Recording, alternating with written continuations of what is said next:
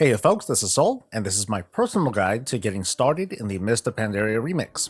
Real quick, it's a personal guide because this is more or less a reflection of what I'm going to do as a player. You can follow this if you like, or you can use it as inspiration to carve your own path through this months-long event.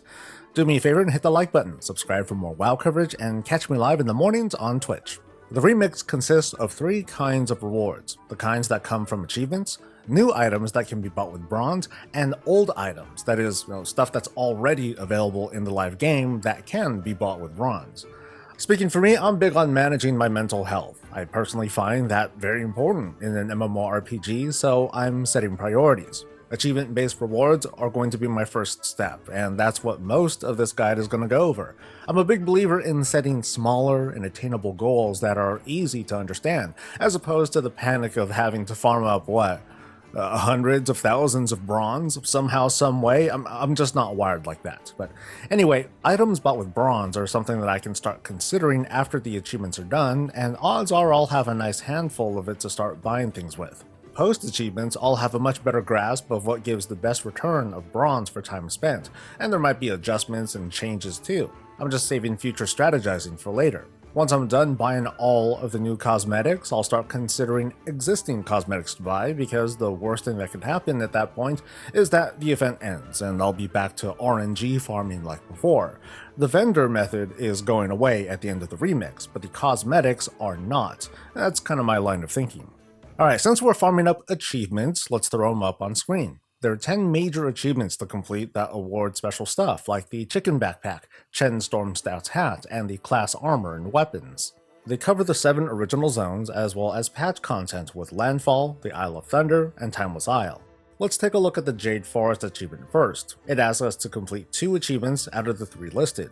The Order of the Cloud Serpent wants us to reach Exalted with that faction. Tour the Jade Forest has us complete outdoor content, and even here we only need to collect a number of treasures or defeat a number of rares. These aren't full completionist achievements. Add-ons like Handy Notes can easily trivialize the tasks under this achievement, and the Looking for Group achievement merely asks us to complete the scenarios and dungeon related to the zone, which isn't all that big of an ask, especially if it means more levels and bronze and gems and more. So in the case of Jade Forest, I'll complete the zone and group achievements, and I'll probably leave the rep alone.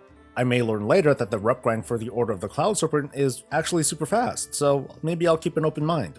Many of these major achievements have that similar vibe, but with a few small differences. Under the Valley of the Four Winds, we can choose between completing almost the full story campaign, doing the dungeon and the world boss, and the zone exploration similar to Jade Forest. Valley of the Four Winds holds a special place in my heart, so I'm going to actually do the questing, and the dungeon with the world boss, it just seems easy to do, so that's going to be my approach.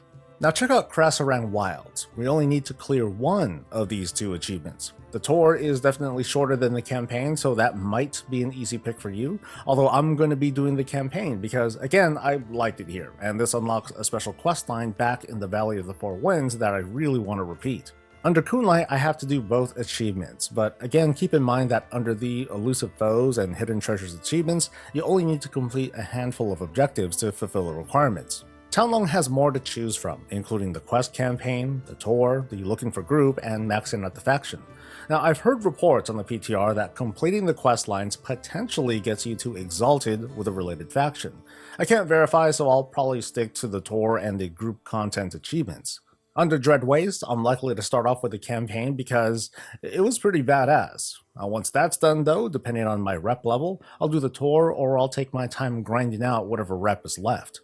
As for the Veil of Eternal Blossoms, I have less fond memories of those max level rep grinds, so I'm likely to stick to the LFG and the Elusive Foes achievements. A handful of dungeons and a short raid can't really hurt. Under Landfall, I'm definitely doing the campaign because it was awesome, and depending on how I'm looking with the reputation, I'll knock that out or go for the Elusive Foes achievement.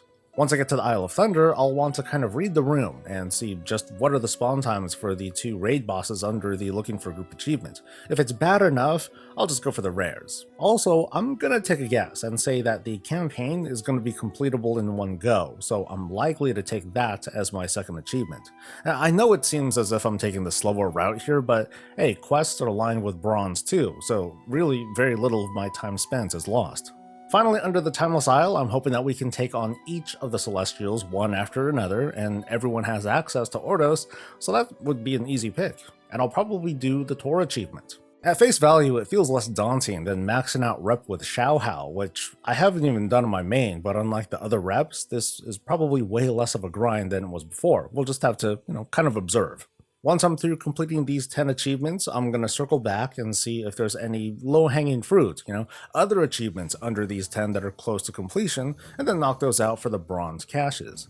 This is where my strategy kind of ends, and I'm going to start assessing my next moves. I mean, maybe by the time I'm done, I'll learn that chain running Raid Finder is the way to go. Maybe blasting max level regular dungeons gives the highest bronze per minute.